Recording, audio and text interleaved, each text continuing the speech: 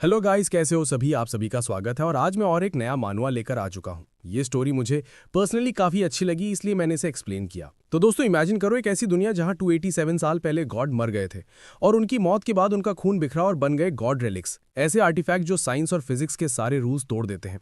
आज की कहानी में हमारा मेन कैरेक्टर श्वे जिंग एक ऐसी सीक्रेट ऑर्गेनाइजेशन के कॉन्टैक्ट में आता है जो इन्हीं मिस्टीरियस रेलिक्स को कलेक्ट करती है। एक ऐसी केटली जो पानी को इनफाइनाइट बना देती है और एक सिस्टम जो इन रेलिक्स को छूकर हीरो को गॉड लेवल पावर्स देता है। जब श्वेजिंग को पता चलता है कि ये डेंजरस आइटम्स एक्चुअली उसके लिए एक्सपी फार्म है, तो उसका रिएक्शन देखने लायक होता है। क्या वो इस ऑर्गेनाइजेशन का सीक्रेट वेपन बनेगा या खुद एक गॉड बन जाएगा। ये story full of action, adventure, fantasy और सिस्टम लेवलिंग होने वाली है, तो वीडियो को स्किप बिल्कुल मत करना और एंड तक जरूर देखना। तो चलिए बिना किसी देरी के शुरू करते हैं। आज की कहानी शुरू होती है एक स्कूल ग्राउंड की हलचल से, जहां स्टूडेंट्स के बीच एक इंटेंस रनिंग कंपटीशन चल रहा है।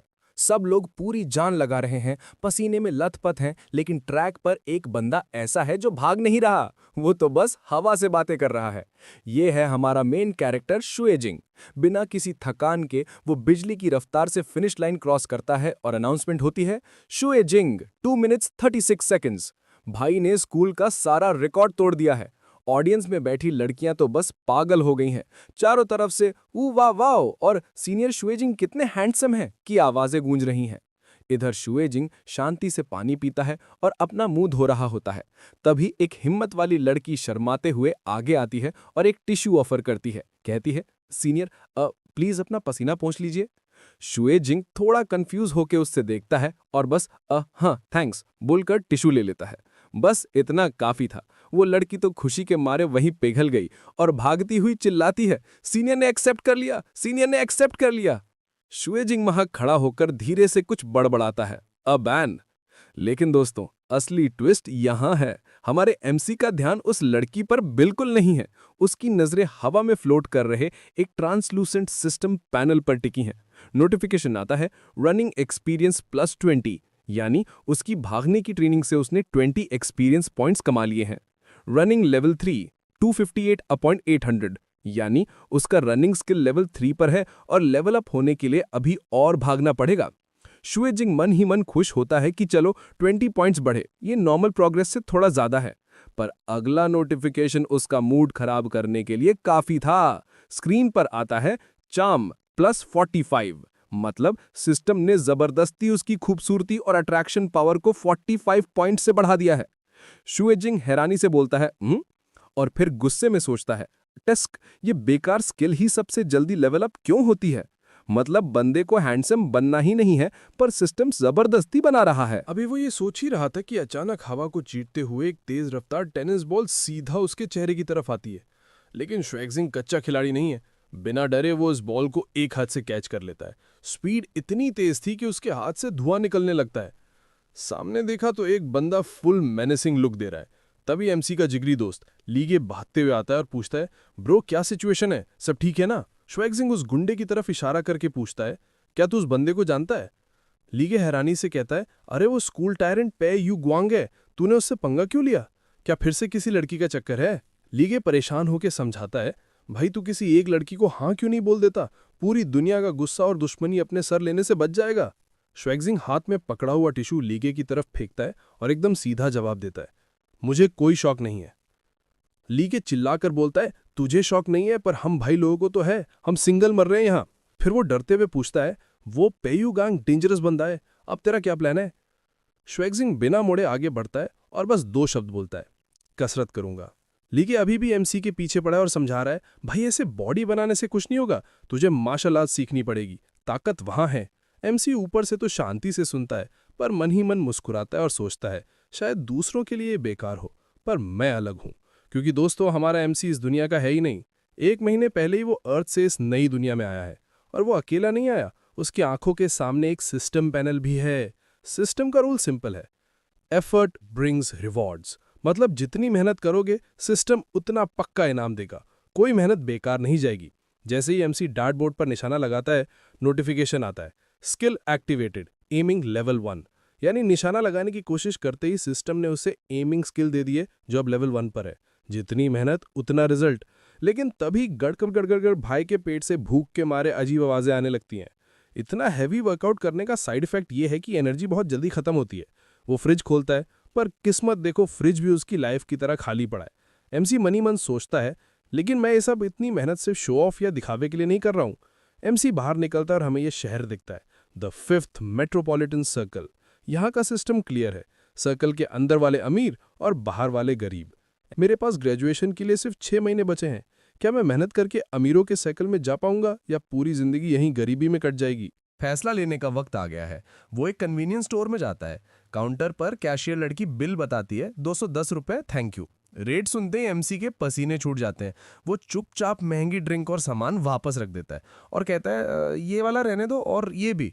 बाहर आकर वो गुस्से में सोचता है, भाई 5 अंडे 30 रुपए के, ये दुनिया सच में पागल हो गई है, महंगाई ने जान ले रखी है। वो गुस्से में गली से जा ही रहा था कि अचानक पैर के पास कुछ टकराता है। वो नीचे देखा तो एक काली बिल्ली खड़ी थी जो मियाओ करती है।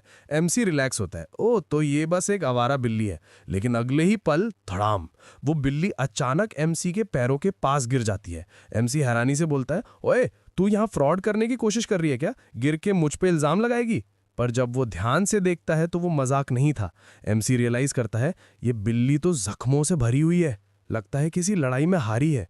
और यहां आता है असली ट्विस्ट। वो बिल्ली कोई मामूली जानवर नहीं है, वो इंसान की तरह बोल रही है, मैंने सोचा नहीं था कि आवारा बिल्लियों की दुनिया इतनी क्रूएल होगी। और बिल्ली के मुंह से ये बात सुन के एमसी के कान खड़े हो जाते हैं। एमसी हैरान रह जाता है, क्या इसने अभी बात की? वो कंफ्यूज होकर सोचता है आखिर इस बिल्ली के साथ चल क्या रहा है।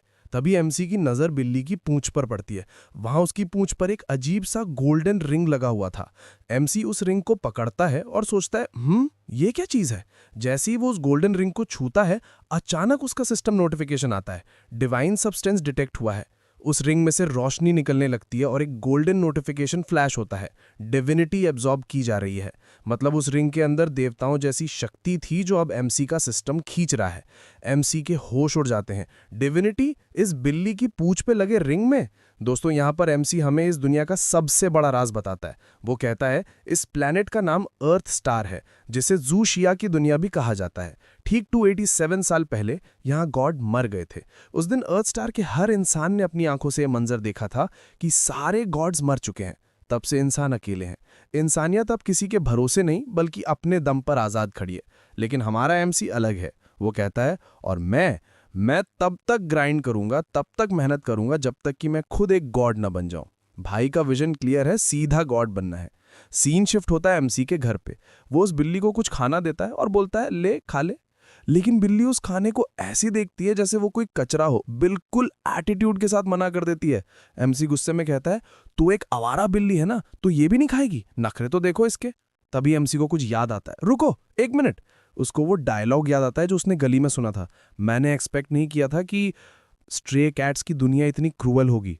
एमसी शॉक होकर बिल्ली को देखता है और सोचता है, कहीं ऐसा तो नहीं कि ये असली में बिल्ली है ही नहीं।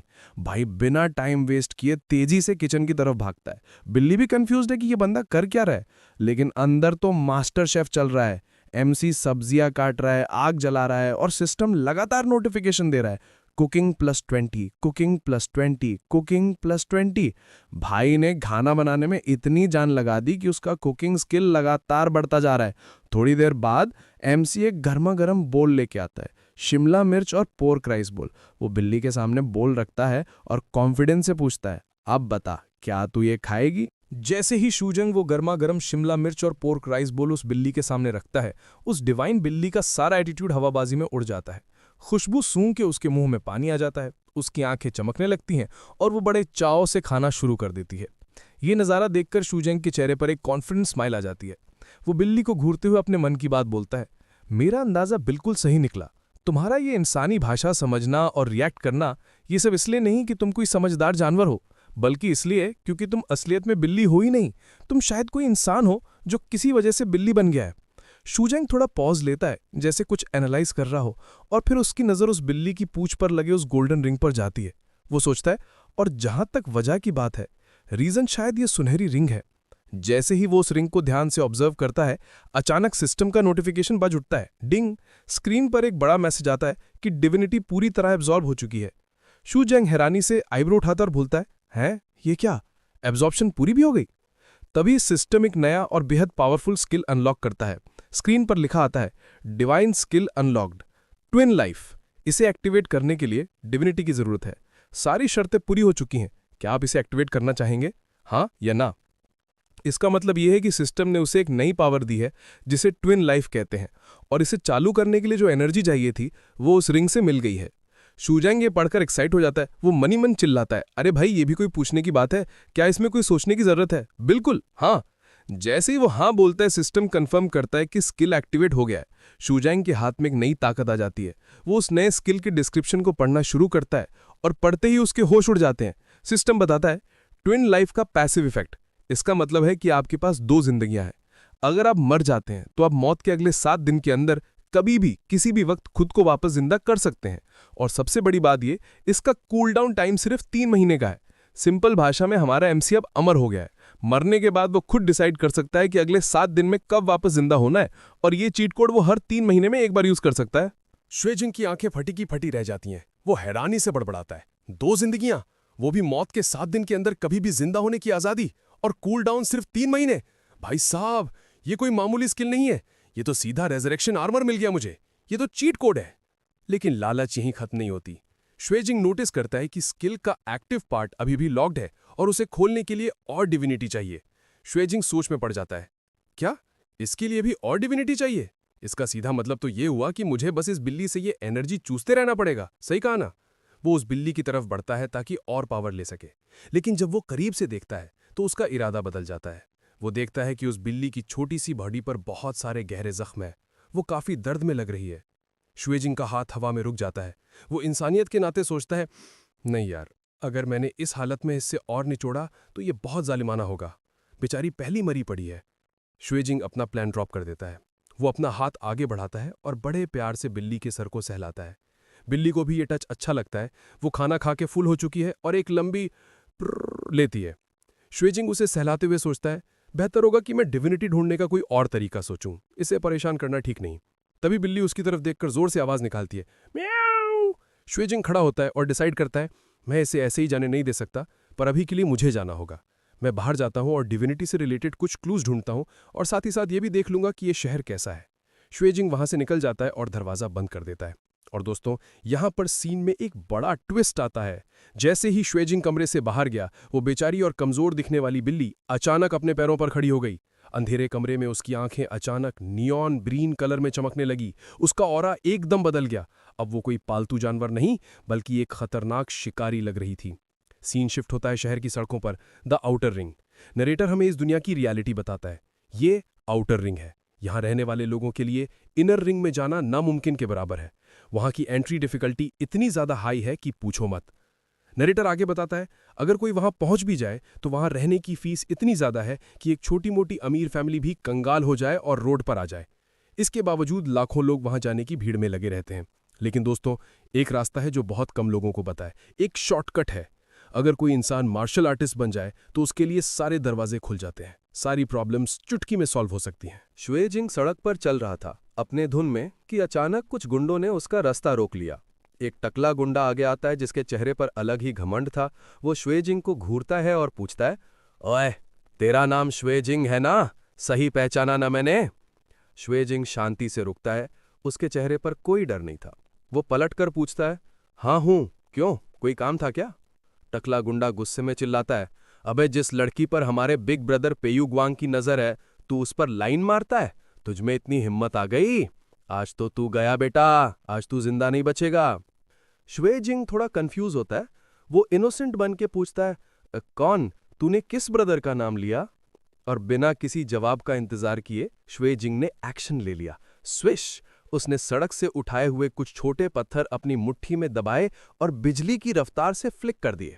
मूवमेंट इतना फास्ट था कि टकले गुंडे को पता भी नहीं चला कि हुआ क्या। सीधा हेडशॉट। टकला गुंडा दर्द से चिल्लाता है, वाह! और वहीं सड़क पर धड़ाम से गिर जाता है। पीछे खड़े बाकी 2 गुंडे ये देखकर डर जाते हैं। एक हकलाते हुए बोलता है, इसने अभी क्या किया? मुझे तो हाथ हिलका हुआ भी नहीं दिखा। जस्ट हुआ क्या अभी? तीसरा गुंडा भी डर के मारे बोलता है, पता नहीं यार, मैंने भी ठीक से नहीं देखा। लेकिन श्वेजिंग रुकने वाला नहीं था। उसने तुरंत दूसरे और तीसरे गुंडे की तरफ निशाना लगाया। Skill aiming activated. मतलब उसका निशाना लगाने वाला स्किल एक्टिव हो गया है, जिससे उसकी एक्यूरेसी एकदम परफेक्ट हो गई है। 2 सटीक निशाने, दोनों गुंडे चीखते हुए जमीन पर गिर जाते हैं। तीनों सड़क पर लेटकर दर्द से करा रहे हैं। शुएजिंग उन्हें देखकर स्माइल करता है और सोचता है, चलो ये एमिंग स्किल सिर्फ डार्ट्स के लिए नहीं, रियल फाइट में भी काफी यूजफुल है। बंदे के पास ट्रिक्स तो हैं। लेकिन ये तो बस ट्रेलर था, पिक्चर अभी बाकी है। तभी एंट्री होती है मेन बॉस की, पे यू ग्वांग की। वो अपने गुंडों को पिटा हुआ देखकर आगे आता है और गुस्से में बोलता है, मान गया तेरे पास कुछ ट्रिक्स हैं, लेकिन ये काफी नहीं है। पे यू ग्वांग बिना कोई वार्निंग दिए तेजी से आगे बढ़ता है और श्वेजिंग पर एक पावरफुल पंच मारता है। वूश! श्वेजिंग हैरानी में बस बाल बाल बचता है। वो डॉज करता है पर हवा का प्रेशर फील कर सकता था। वो पीछे हटता है और रियलाइज करता है, ये मूवमेंट, ये ताकत, क्या ये मार्शल आर्ट्स है? पेयू ग्वांग हंसता है, ये उसे लगता है वो जीत रहा है। वो कमेंट करता है, तू तो काफी अजाइल निकला बच्चे, इतनी तेजी से बच गया। लेकिन श्वेजिंग डरने की बजाय खुश हो जाता है। उसके चेहरे पर एक डार्क स्माइल आ जाती है। वो मन ही मन सोचता है, पेयू ग्वांग को मार्शल आर्ट्स आती है। वाह, ये तो बहुत बढ़िया हुआ। जिसे मैं ढूंढ रहा था वो तो खुद चलकर मेरे पास आ गया। और फिर आगे श्वेजिंग का ऑरा बदल जाता है। वो अब एक शिकार नहीं, बल्कि एक शिकारी की तरह लग रहा है। वो आगे बढ़ता है और पेयू ग्वांग को आंखों में आंखें डालकर धमकी देता है, सुन, जितना तुझे पता है वो सब कुछ मुझे अभी के अभी बता दे, वरना याद रखना मैं कोई रहम नहीं दिखाऊंगा। और धमकी देने के बाद बिना कोई रहम दिखाए शुएजिंग उसे एक सॉलिड पंच के साथ पीछे पटक देता है। इम्पैक्ट इतना तगड़ा था कि पेई सीधा दीवार से जा टकराता है और जमीन पर गिर पड़ता है। इस अचानक हुए हमले से पेयू ग्वांग बुरी तरह डर जाता है। उसका पूरा शरीर कांपने लगता है और वो गिड़गिड़ाते हुए कहता है, भाई, बड़े भाई, मेरे सगे भाई, मैं हार मानता हूँ, सच में हार मानता हूँ, मैं सब बताऊंगा। लेकिन शुएजिंग उसकी हालत देखकर बस ठंडा सा रिस्पॉन्स देता है, सोचा था बड़ा टफ है ये बंदा। और तभी हमें दिखाया जाता है कि जब पेई ने पहले अटैक किया था तो असल में हुआ क्या था। शुएजिंग ने पेयू ग्वांग के अटैक को रोकते हुए एनालाइज किया कि इतना वेट करने के बाद पता चला कि इसके पास तो बस ये एक ही मूव है। और इसी मोमेंट पे शुएजिंग ने एक जोरदार घुसा पेई को मारा था। जैसे ही वो पंच कनेक्ट हुआ था, सिस्टम का नोटिफिकेशन तुरंत एक्टिवेट हो गया था। शर्तें पूरी हुई, स्किल एक्टिवेट हो गई, फाइटिंग। मतलब असली लड़ाई लड़ते ही सिस्टम ने उसे फाइटिंग स्किल दे दी, जिससे वो प्रोफेशनल तरीके से लड़ सकता है। शुएजिंग अपने मन में एनालाइज करता है कि ये कैसे हुआ। एमिंग ने सिर्फ मेरी डायनेमिक विजन ही नहीं, बल्कि मेरे पंचेस भी दमदार और एक्यूरेट कर दिए। पेयू ग्वांग जैसे मार्शल आर्टिस्ट से निपटने के लिए ये काफी है। वापस प्रेजेंट में पेयू ग्वांग अभी भी जमीन पर पड़ा हुआ है। बिल्कुल खौफजदा होकर वो हाथ जोड़ता है, और मत मारो ब्रदर जिंग, मैं भीख मांगता हूँ। शुएजिंग उसके करीब झुकता है। उसकी आंखों में एक अजीब सी चमक है, जैसे वो कुछ ढूंढ रहा हो। वो पूछता है, जो पंच तूने अभी यूज किया वो कौन सा मूव था? पेई डरते हुए एक्सप्लेन करता है, वो इनर फोर्स है, कोई मूव नहीं। इनर फोर्स का मतलब है बॉडी के हर हिस्से से एनर्जी इकट्ठा करना और फिर उसे एक मूव के जरिए बाहर निकालना। ये सुनते ही शुएजिंग का इंटरेस्ट और बढ़ जाता है। वो तुरंत अगला सवाल करता है, इसे ट्रेन कैसे करते हैं, तूने किससे सीखा? पेई थोड़ा हिचकिचाता और बहाना मारता है, जिंग, ब्रदर जिंग, मैंने बस ऊपर ऊपर से सीखा है, मैं ढंग से समझा नहीं पाऊंगा, मुझे छोड़ दो यार। उसका ये नाटक देखकर शुएजिंग उसकी कॉलर पकड़ता है और सरकास्टिक टोन में उसकी पोल खोलता है, बेचारा बनने का नाटक कर रहा है। मैंने सुना है तो सुट्टा मारता है, पीता है, बाल पंप करवाता है, आग लगाता है, मर्डर करता है और ब्रेक डांस भी। इतना खतरनाक बंदा सच में हार मान गया? पेई रोते हुए अपनी सफाई देता है, अरे मेरे प्यारे बिग ब्रदर, वो सब बस अफवाहें हैं। मैंने बस वो रूमर्स यूज किए ताकि मेरा एक खौफ बने। अगर ये सच होता तो मैं अभी तक स्कूल में कैसे टिकता? इस बात पर शुएजिंग उसे छोड़ देता है, लेकिन एक फाइनल वार्निंग देता है, अगर तूने ये सबक याद नहीं रखा जो मैंने आज दिया है, तो आगे से जब भी तू दिखेगा मैं तुझे ढूंढूंगा। वो थोड़ा रुकता है और फिर अपनी शर्त रखता है, तूने क्लासमेट्स को बुली किया है, ये तो फैक्ट है। वापस जाके एक माफीनामा लिखना और कल सुबह मॉर्निंग रीडिंग के टाइम पूरी क्लास के सामने उसे 10 बार जोर से पढ़ना और अपने चमचे से वीडियो बनवा लेना, मुझे बाद में चेक करना है। पेयू ग्वांग जो अब तक बस जान बचाना चाहता था, फटाफट हाँ में सर हिलाता है। तभी शुएजिंग अचानक अपना मोबाइल निकालकर आगे करता है। पेई को लगता है शायद फिर से मार पड़ने वाली है, तो वो डर के मारे चिल्लाता है, वाह, और मत मारो मुझे, और अपने हाथ अपने चेहरे के आगे कर लेता है। लेकिन शुएजिंग बस शांति से कहता है, डोजो का एड्रेस? पेई थोड़ा कंफ्यूज होकर देखता है, हैं? शुएजिंग मोबाइल स्क्रीन दिखाते हुए कहता है, तूने कहा था ना तुझे समझ नहीं आता, तो मैं खुद ही जाके पूछ लेता हूँ। सीन शिफ्ट होता है शहर की तरफ, सिटी इनर रिंग। रात का वक्त है और शुएजिंग सड़क पर चल रहा है। उसके मोबाइल से नेविगेशन की आवाज़ आती है, 120 मीटर आगे से राइट लें, चलते चलते उसके सामने सिस्टम की स्क्रीन पॉपअप होती है और नोटिफिकेशंस की तो बाढ़ आ जाती है। तुमने एक बैटल एक्सपीरियंस की फिटनेस एक्सपी प्लस 109, तुमने एक बैटल एक्सपीरियंस की एमिंग एक्सपी प्लस 50, तुमने एक बैटल एक्सपीरियंस की बहुत फ्रेश फील हुआ health preservation XP plus 33। Conditions पूरी हुई, स्किल एक्टिवेट हो गई फाइटिंग। तुमने एक बैटल एक्सपीरियंस की फाइटिंग एक्सपी प्लस 68, यानी एक असली लड़ाई ने उसकी फिटनेस, निशाना, हेल्थ और फाइटिंग सब कुछ एक साथ इंप्रूव कर दिया है। सारे स्टैट्स अपडेट होने लगते हैं। Fitness level 2 431/500, health preservation level 1 269/300, cooking level 2 279/500, running level 3 502/800, charm level 2 398/500, aiming level 1 208/300, fighting level 1 68/300। यानी उसका प्रोफाइल अब पहले से कहीं ज़्यादा स्ट्रांग हो चुका है, हर स्किल नेक्स्ट लेवल के करीब है। ये नए नंबर्स देखकर श्वेजिंग हैरान भी होता है और खुश भी। वो मनी मन सोचता है, वैसे जिम में 1 घंटा पसीना बहाने से फिटनेस मुश्किल से 200 पॉइंट्स बढ़ती है, लेकिन अब एक हल्की फुल्की फाइट लड़ने से ही नॉर्मल एक्सरसाइज से कहीं ज़्यादा फायदा हो गया और ऊपर से एक नई स्किल भी जाग गई। उसकी आंखों में एक डिटर्मिनेशन आ जाती है। लगता है अब फ्यूचर में मुझे अक्सर पंगे लेने पड़ेंगे। और फाइनली वो अपनी मंजिल पर पहुंच जाता है। सामने एक बड़ा सा बोर्ड लगा है, गोल्डन विंड डोजो, और नेविगेशन कंफर्म करता है कि मंजिल आ गई है। श्वेजिंग सामने देखता और इम्प्रेस होकर बोलता है, डोजो तो काफ़ी सही दिख रहा है। वो अंदर जाता है और वहाँ खड़ी एक लड़की से कहता है, हेलो, मैं यहाँ विजिट करने आया था। लेकिन वो लड़की, जो वहाँ की मैनेजर है, तुरंत अपने होठों पर उंगली रखकर उसे शुश कर देती है। श्श, धीरे बोलो, मास्टर अभी क्लास ले रहे हैं। ये सुनकर श्वेजिंग का ध्यान क्लास की तरफ जाता है, जहां मास्टर स्टूडेंट्स को समझा रहे होते हैं। श्वेजिंग गौर से सुनता है। मास्टर कह रहे थे, जिसे तुम लोग ब्रीदिंग मेथड कहते हो, वो बस बॉडी के अंदर फोर्स को एक्टिवेट करने का बेसिक फाउंडेशन है। जब तक तुम्हारे अंदर ची पूरी तरह से सर्कुलेट नहीं होती, तब तक तुम मार्शल आर्ट्स में बिगिनर भी नहीं माने जाओगे। ये सुनते ही श्वेजिंग की आंखें चमक उठती हैं। इंट्रोडक्टरी कल्टीवेशन मेथड, अरे यही तो मुझे चाहिए था। वो एक्साइटमेंट में मैनेजर से पूछता है, एक्सक्यूज मी, क्या मैं भी ज्वाइन कर सकता हूँ? मैनेजर उसे देखती है और कहती है, कर तो सकते हो पर जबरदस्ती मत करना।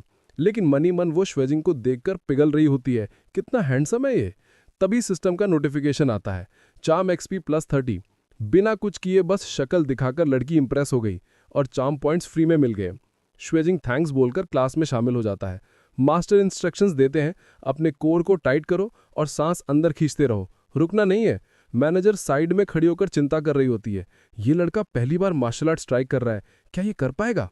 मास्टर ऑर्डर देते हैं, सांस तब तक खींचो जब तक और जगह ना बचे, और फिर उसे होल्ड करके रखो।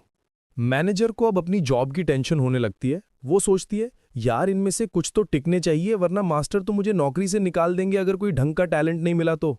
काउंटडाउन शुरू होता है, 38, 37। दूसरे स्टूडेंट्स की हालत खराब होने लगती है, 20, 19, और तभी एक स्टूडेंट से कंट्रोल नहीं होता, वो खांस पड़ता है और हार मान लेता है। मैनेजर ये देखकर घबरा जाती है, डैम इट, कुई जेंग युआन जिससे सबसे ज्यादा उम्मीद थी वो भी फेल हो गया। और तभी टीचर वहां से गुस्से में उठ के आने लगता है। मैनेजर डरते हुए मास्टर के पास जाती है, मास्टर प्लीज मुझे कुछ दिन का टाइम और दे दीजिए, मैं पक्का कोई सूटेबल टैलेंट ढूंढ के लाऊंगी। लेकिन मास्टर उसे बीच में ही डांटकर चुप करा देते हैं, चुप रहो, अभी भी एक बच्चा टिका हुआ है। मास्टर का इशारा सुई जिंग की तरफ था। वो मन में सोचता है, ये सुनने में ये ब्रीदिंग मेथड सिंपल लगता है, पर करने में हालत खराब हो रही है। मास्टर काउंट करते हैं, 5, 4। सुई जिंग फील करता है कि क्या हो रहा है, ये इतनी सारी ऑक्सीजन एक साथ लंग्स में भर रही है। जिनकी लंग कैपेसिटी कम है वो तो इसे प्रैक्टिस करने के लायक भी नहीं है। और ये ट्रू ची, ये बॉडी के अंदर ऐसे फैल रही है जैसे अभी ब्लास्ट हो जाएगी। फाइनली मास्टर चिल्लाते हैं, टाइम्स अप। सुई जिंग जोर से सांस छोड़ता है, और तुरंत सिस्टम का नोटिफिकेशन पॉप होता है, स्किल एक्टिवेट हो गई, इनर फोर्स 69/200। मतलब उसने पहली ही कोशिश में वो टेक्निक सीख ली और अब उसके पास इनर फोर्स की पावर आ गई। मास्टर इंप्रेस होकर पूछते हैं, स्टूडेंट कैसा फील हो रहा है? मैनेजर भी आगे आती है, कहीं कोई दिक्कत तो नहीं हो रही? सुई जिंग स्माइल करता है, नहीं उल्टा मुझे तो काफी फ्रेश फील हो रहा है। ये सुन के मैनेजर की खुशी का ठिकाना नहीं रहता। वो तुरंत ऑफर देती है, स्टूडेंट तुम्हारा नाम क्या है? क्या तुम हमारा गोल्डन विंड डोजो ज्वाइन करना चाहोगे? सुई जिंग अभी कुछ बोलने ही वाला था, मैं कि तभी धड़ाम, डोजो की खिड़की टूटती है और शीशे बिखर जाते हैं। बाहर से एक खतरनाक मॉन्स्टर अंदर कूदता है। वो सीधा एक स्टूडेंट के ऊपर लैंड करता है और उसे काटने लगता है। स्टूडेंट दर्द से चीखता है, वाह! ये सीन देखकर सबकी रूह कांप जाती है। सुई जिंग भी हैरान रह जाता है, ये क्या बवाल है? मास्टर तुरंत सिचुएशन संभालते हैं और चिल्लाते हैं, सब लोग जल्दी से बाहर निकलो, भीड़ मत लगाओ, मैनेजर जैंग सबको लाइन में बाहर निकालो। मैनेजर जैंग डर के मारे ओके बोलती है, लेकिन तभी वो मॉन्स्टर उस स्टूडेंट के बाद अपनी नजरें घुमाता है और सीधा मैनेजर जैंग की तरफ जंप करता है। मैनेजर की तो सांस अटक जाती है, पर अचानक स्विश स्वीजिंग बिजली की तेजी से बीच में आता है और मैनेजर को अपनी बाहों में उठाकर बचा लेता है। एक परफेक्ट हीरो मोमेंट। मैनेजर शर्माते हुए कहती है, स्टूडेंट थैंक यू, पर मन ही मन वो कुछ और ही सोच रही थी, काश ये मुझे हमेशा ऐसे ही पकड़ के रखे। सिस्टम भी मजे लेता है, चार्म +20। लेकिन स्वीजिंग का ध्यान रोमांस पर नहीं, उस मॉन्स्टर पर है। उसकी आंखों में वो पुरानी बात गूंजती है जो पे यूगोंग ने कही थी। इनर फोर्स का मतलब है बॉडी के हर हिस्से से एनर्जी इकट्ठा करना और फिर उसे एक मूव के जरिए बाहर निकालना। और शू जैंग की आंखों में एक डिटर्मिनेशन चमकती है। वो सोचता है ये परफेक्ट टाइम है एक्सपेरिमेंट करने का। दोनों तरफ से अटैक होता है। शू जैंग मॉन्स्टर के हमले को ब्लॉक करता है और नोटिस करता है कि ये मॉन्स्टर नॉर्मल नहीं है। वो हैरानी से सोचता है, कहीं ये चीज कॉकरोच जैसी तो नहीं जो अपने बॉडी वेट से 300 गुना ज्यादा भार झेल सकती है। अगर ये सच है तो नॉर्मल पंचेस का इस पर कोई असर नहीं होगा। शू जैंग तुरंत स्ट्रैटेजी बदलता है और डिसाइड करता है, अगर वाकई ऐसा है तो मुझे बस अपनी सारी स्ट्रेंथ एक सिंगल पॉइंट पर फोकस करनी होगी। वो अपनी सारी ताकत अपनी मुट्ठी के एक पॉइंट पर कॉन्सेंट्रेट करता है। सिस्टम एक्टिवेट होता है, स्किल एक्टिवेट हो गई है। Inch force 80 out of 200। इसका मतलब है कि उसने अपनी सारी पावर को 1 इंच के डिस्टेंस में ब्लास्ट करने की टेक्निक सीख ली है जो किसी भी डिफेंस को तोड़ सकती है। धड़ाम, एक जोरदार इंपैक्ट होता है। मॉन्स्टर दर्द से चीखता है, हिस, और हवा में उड़ता हुआ पीछे जाके गिरता है। शू जैंग अपने हाथ को झटते हुए कूल तरीके से कहता है, जितना ये दिखता है उससे कहीं ज्यादा कमजोर है ये। मैनेजर जैंग जो अभी भी वहीं खड़ी थी, ये देखकर पूरी तरह इंप्रेस हो जाती है। उसकी आंखों में दिल बन जाते हैं और वो बस यही सोचती है कि बंदा कितना कूल है। लेकिन मास्टर जो ये सब देख रहे थे वो चिंता में पड़ जाते हैं। वो समझ रहे थे कि क्या हुआ है और सोचते हैं, इस बच्चे ने अभी अभी चीफ फोर्स मास्टर किया है, फिर भी इसने अचानक इतना बड़ा अमाउंट रिलीज कर दिया। इसकी बॉडी ये झेल नहीं पाएगी। और मास्टर का डर सही था। मॉन्स्टर अभी मरा नहीं था। वो फिर से खड़ा हो जाता है और गुस्से में हिस करता है। शू जैंग उसे देखकर मुस्कुराता है और उंगली से इशारा करता है, अभी भी लड़ना है तो कितनी बार भी ट्राई कर ले, रिजल्ट वही होगा। वो फिर से वही मूव यूज करने की कोशिश करता है और कहता है, ची मेरिडियंस गैदरिंग। लेकिन जैसे ही वो एनर्जी गैदर करता है उसकी बॉडी जवाब दे जाती है। वाह! अचानक शू जैंग के मुंह से खून निकलता है।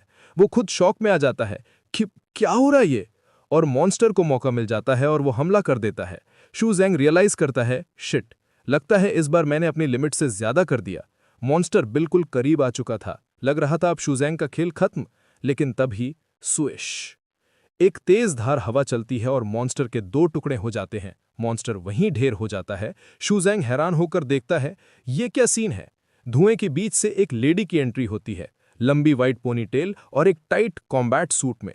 वो बड़े कॉन्फिडेंस के साथ अनाउंस करती है, व्हाइट रेबन स्क्वाड 838 की कैप्टन वॉइड ब्लेड, हम इस एरिया को अपने कब्जे में ले रहे हैं। वो आसपास के लोगों को ऑर्डर देती है, जो लोग यहां से रिलेटेड नहीं हैं, कृपया तुरंत खाली कर दें। शू जैंग उस लेडी को देखता रह जाता है। वो मन में सोचता है, व्हाइट रेवन स्क्वाड, मैंने पहली बार इनका नाम सुना है। उस कॉकरोच मैन को एक ही झटके में खत्म कर दिया। क्या इस ऑर्गेनाइजेशन के सारे लोग इतने खतरनाक हैं? उधर वो कैप्टन वॉइड ब्लेड भी शू जैंग को नोटिस करती है। वो उसे एनालाइज करती है। ये लड़का 17 या 18 साल से ज्यादा का नहीं लग रहा, फिर भी इसने अपने खाली हाथों से उस कॉकरोच मैन को इतना डैमेज दे दिया। और वो थोड़ा रुकती है और सोचती है, ये कितना हैंडसम है। उसके दिमाग में तुरंत एक प्लान आता है, मुझे कोई बहाना ढूंढना होगा इसे रिक्रूट करने के लिए। वो सीधा शू जैंग के पास चली आती है। शू जैंग कंफ्यूज हो जाता है। वो अपनी पॉकेट से एक कार्ड निकालकर शू जैंग की तरफ बढ़ा देती है। शू जैंग कार्ड को देखता है और पूछता है, इसका क्या मतलब है? कैप्टन सिंपल शब्दों में कहती है, संडे को दोपहर 5 बजे इस पर्ची पे लिखे एड्रेस पर आ जाना। तुम जो भी जानना चाहते हो मैं बता दूंगी। ये बोलकर वो वहां से चली जाती है और शू जैंग हाथ में वो नोट लिए बस खड़ा रह जाता है। सीन चेंज होता है और शू जैंग डोजो से जाने लगता है, लेकिन तभी मैनेजर जैंग परेशान होकर उसके चारों तरफ घूमने लगती हैं और उसे चेक करते हुए पूछती हैं, स्टूडेंट तुम सच में ठीक हो ना? मैं तुम्हें अपने घर, मेरा मतलब हॉस्पिटल ले चलती हूँ एक प्रॉपर चेकअप के लिए। बेचारी गलती से घर बोलने वाली थी पर बात संभाल लेती हैं। शू जैंग बस शांत रहता है और कहता है, कोई बात नहीं, मैं एकदम ठीक हूँ। आज मुझे अपने डोजो ले आने देने के लिए थैंक यू। अगर और कुछ नहीं है तो मैं अब चलता हूँ। मैनेजर जैंग उसे जाने नहीं देना चाहती। वो पीछे से कहती हैं, स्टूडेंट तुम्हें कल पक्का वापस आना पड़ेगा। पीछे खड़े टीचर एक गहरी सांस लेते हैं और सच्चाई एक्सेप्ट करते हैं। सह, मुझे नहीं लगता ऐसा होगा। इस बच्चे ने पहली बार ची फोर्स यूज किया और इतनी ताकत दिखा दी। हमारे छोटे से डोजो की औकात नहीं है इसे संभालने की। जैसे ही शुजैंग वहां से निकलता है, उसके सिस्टम पर नोटिफिकेशंस की बाढ़ आ जाती है। तुमने एक इंटेंस बैटल एक्सपीरियंस की, फिटनेस EXP प्लस 229, तुम्हें काफी फ्रेश फील हो रहा है, हेल्थ प्रिजर्वेशन EXP प्लस 89, तुमने ढेर सारी फेवरेबिलिटी कमाई है, charm plus 50, fighting EXP plus 98, fighting level 1 की 166/300 की कंडीशंस पूरी हुई, स्किल एक्टिवेट हो गई, इंच फोर्स। आज की लड़ाई से उसकी फिटनेस, हेल्थ, चार्म और फाइटिंग स्किल सब एक साथ लेवल अप हो गए हैं और इंच फोर्स अब ऑफिशियली अनलॉक हो चुका है। शुजैंग चलते हुए अपनी नई स्किल को समझने की कोशिश करता है। इंच फोर्स का बस यही फंडा है कि सारी ची को एक सिंगल पॉइंट पे इकट्ठा करो और कम से कम डिस्टेंस में उसे मैक्सिमम स्पीड तक ले जाओ। ऐसे तो टफ से टफ डिफेंस भी तोड़ा जा सकता है। उसके अंदर एक्साइटमेंट होती है। मेरा मन कर रहा है इसे एक बार और फील करूं। वो स्किल गैदरिंग ची यूज करने की कोशिश करता है, लेकिन तुरंत बॉडी में दर्द होता है। उसके दिमाग में टीचर की वो वार्निंग गूंजती है, ची को ऐसे यूज नहीं करते। शुजैंग समझ जाता है कि अभी रिस्क लेना बेकार है। फालतू में मौत को दावत देना बंद करता हूं। आज रात ढंग से रेस्ट करूंगा और कल देखता हूं क्या सीन है। रास्ते में वो आज के इवेंट्स के बारे में सोचता है। White raven squad, cockroach man सब आ गए। आखिर इस दुनिया में ऐसे कितने राज हैं जो मुझे पता ही नहीं है। वो उस एड्रेस के बारे में डिसाइड करता है। जब वीकेंड आएगा तो उस एड्रेस पर जाके चेक कर लूंगा। जब वो अपने घर के पास पहुंचता है तो देखता है कि खिड़की से लाइट जल रही है। वो बाहर से ही CCTV चेक करता है तो देखता है कि उसकी कैट कंप्यूटर पे कुछ कर रही है। वो अंदर आता है और सीधा कंप्यूटर टेबल के पास जाता है। ओए, तो अभी मेरे कंप्यूटर पे क्या उंगली कर रही थी? कैट बस इनोसेंट बनकर कहती है, म्याऊ। शुएजिंग उसे घूरता रहता है। वो इतना थका हुआ है कि बहस नहीं करना चाहता। ठीक है, मत बता। उठने के बाद तेरा हिसाब बराबर करूंगा। कैट कंफ्यूज होकर देखती है। श्वेजिंग लड़खड़ाते हुए बेड पर जाता है और धर्म से गिर पड़ता है। कैट उसे गौर से देखती है और उसे कुछ अजीब लगता है। इसे हुआ क्या है? खून की महक? क्या ये किसी से लड़के आया है? अचानक उस बिल्ली का एटीट्यूड बदल जाता है। वो गुस्से में आती है और प्रोटेक्टिव हो जाती है। डैम इट, ये मेरा बंदा है। किसकी हिम्मत हुई इसे तंग करने की? और आगे श्वेजिंग के ऊपर आ जाती है और चिल्लाती है, अरे जवान लड़के, बताओ क्या हुआ तुम्हें? डरो मत, बस बता दो जो भी बात है। मैं निंग फेंगना, ड्रैगन सेक्ट के लीडर, तुम्हारे लिए इंसाफ लेके रहूंगी। श्वेजिंग थोड़ा आंखें खोलता है और वो सोचता है ये तो सच में बोल रही है। वो धीरे से कहता है, मुझे पता था तुम इंसान ही हो। फिर वो करवट लेता है और नींद में बोलता है, छोड़ ये सब, अभी सो जाता हूं, उठ के बात करूंगा। निंग फेंगना उसे हिलाती है, ओए हिम्मत मत हारो, कम से कम सोने से पहले बता तो दो, ओए लड़के। अगली सुबह सीन शिफ्ट होता है डाइनिंग टेबल पर। दोनों टेबल पर बैठकर खाना खा रहे होते हैं। श्वेजिंग के पास खाने का ढेर लगा है और कैट, जो कि अब निंग फेंगना है, वो भी चिकन पीस खा रही है। निंग फेंगना बात शुरू करती है, तो तुम्हें किसी ने मारा नहीं बल्कि तुमने खुद एक मॉन्स्टर को हराया है। श्वेजिंग खाना खाते हुए सिंपल सा जवाब देता है, हाँ। निंग फेंगना सोच में पड़ जाती है। मैंने आज तक नहीं सुना कि वो चीजें सिटी एरिया में घूम रही हैं। तभी श्वेजिंग अपना हाथ आगे बढ़ाता है और निंग फेंगना के सिर पर प्यार से हाथ फेरने लगता है। मेरी इतनी चिंता करने के लिए थैंक यू नार। ये सुनते ही निंग फेंगना शर्मा जाती है, उसका चेहरा लाल हो जाता है। ना ना ना नार। वो तुरंत गुस्से में पर शर्माते हुए बोलती है, तुम्हें परमिशन नहीं है मुझे नार बुलाने की, तमीज से मुझे लॉर्ड सेक्ट लीडर बुलाया करो। श्वेजिंग मुस्कुराता है, ठीक है लॉर्ड नार। फिर श्वेजिंग सीरियस टॉपिक पर आता है। वो अपना फोन दिखाता है और पूछता है, जब लॉर्ड नार बोल सकती हैं तो ये बताओ कि फोन के अंदर वाली तुम क्या कर रही थी? निंग फेंगना थोड़ा घबरा जाती है। वो एक्सप्लेन करती है, इस चीज को कैट टेल रिंग कहते हैं, ये एक तरह का गॉड रैलिक है, मैं बस उसके बारे में इंफॉर्मेशन ढूंढ रही थी। ये सुन के वो उसकी पूंछ पर लगी वो रिंग पकड़ लेता है और एग्जामिन करने लगता है, तो ये सच में एक गॉड रैलिक है? इस हरकत से निंग फेंगना और भी शर्मा जाती है, उसकी पूंछ कांपने लगती है। एक श्वेजिंग सीरियस होकर एनालाइज करता है, 287 साल पहले गॉड मारा गया था। कहा जाता है कि वो गोल्डन लाइट के टुकड़े ही गॉड रैलिक्स हैं। मैंने बस सुना था इनके बारे में, आज पहली बार देख भी लिया। कोई बड़ी बात नहीं कि ये डिविनिटी अब्जॉर्व कर सकता है। निंग फेंगना हमें भी शर्मा रही और चिल्लाती है, तुम कब तक ऐसे पकड़ के रखोगे? श्वेजिंग को रियलाइज होता है, वो खांस कर छोड़ देता है। तो तुम इसे यूज करने के इंस्ट्रक्शंस ढूंढ रही थी? निंग फेंगना तुरंत मना करती है, बिल्कुल नहीं, मैं इसे उतारना चाहती हूँ। फिर वो अपनी कहानी बताने लगती है, उसका टोन सीरियस और उदास हो जाता है। तुम्हें भी पता होगा, ड्रैगन सेक्ट चिंचंग का सबसे बड़ा गैंग है। वो सिर्फ इंटरटेनमेंट वेन्यूज ही नहीं बल्कि मार्शल आर्ट्स हॉल्स के साथ मिलकर ड्रग बिजनेस भी करते हैं। वो आगे बताती है, शायद हमारी तरक्की बहुत तेजी से हो रही थी इसलिए लोग जलने लगे। मुझे मेरे ही विला में अटैक किया गया, किसी ने ये चीज मुझ पर लगा दी और मैं बिल्ली बन गई। जब तक मैंने भागने का दिमाग लगाया तब तक ड्रैगन सेक्ट किसी और के कब्जे में जा चुका था। उसकी आंखों में गुस्सा आ जाता है। मैं सिर्फ तभी इंसान वापस बन सकती हूँ जब मैं इसे उतार दूं और फिर उन सबको मार डालूंगी। श्वेजिंग उसकी बात सुनता है और प्रैक्टिकल होकर पूछता है, तो आगे क्या प्लान है? अगर इंटरनेट में नहीं मिला तो लाइब्रेरी में मिलने के चांसेस भी कम होंगे। तो इस पे निंग फेंगना बड़े कॉन्फिडेंस से कहती है, इस बारे में इस सेक्ट लीडर के पास पहले से एक प्लान है। प्लान यह है कि तुम्हें मार्शल आर्ट्स प्रैक्टिस करवाकर स्ट्रांग बनाना होगा। शूजिंग कंफ्यूज होकर पूछता है, क्या इन दोनों बातों में कोई कनेक्शन है? निंग फेंगना समझाती है, बिल्कुल है। जब तुम स्ट्रांग बन जाओगे तो अलग अलग ऑर्गेनाइजेशंस खुद चलकर तुम्हारे दरवाजे पर आएंगी। हो सकता है उनमें से किसी के पास गॉड रेलिक भी हो। फिर तुम उन क्लूज को फॉलो करके इन्वेस्टिगेट कर सकते हो और पक्का कोई ना कोई तरीका मिल जाएगा इस कैटटेल रिंग को हटाने का। शूजिंग मनी मन मुस्कुराता है और सोचता है, वो लोग तो पहले ही मेरे दरवाजे पर आ चुके हैं। निंग फेंगना अनाउंस करती है, तो मैं तुम्हें सबसे बेस्ट डोजो में इंट्रोड्यूस करवाने वाली हूं। शूजिंग पूछता है, मतलब? निंग फेंगना कहती है, क्या तुमने हिडन ड्रैगन डोजो के बारे में सुना है? शूजिंग तुरंत जवाब देता है, बिल्कुल। वो एक्सप्लेन करता है, जब मैंने मार्शल आर्ट सीखना शुरू किया था तो मैंने चिंगचेन के सारे डोजोस की फीस चेक की थी और हिडन ड्रैगन डोजो उन सब में सबसे महंगा था। लेकिन मुझे वो इसलिए याद नहीं क्योंकि वो महंगा था। स्क्रीन पर हिडन ड्रैगन डोजो के ऑनलाइन रिव्यूज दिखते हैं। ये कैसा डोजो है? पढ़ाई की क्वालिटी फीस से बिल्कुल मैच नहीं करती। मेरे पैसे वापस करो। हर रोज बस कुछ औरतों को भेज देते हैं सुपरवाइज करने के लिए।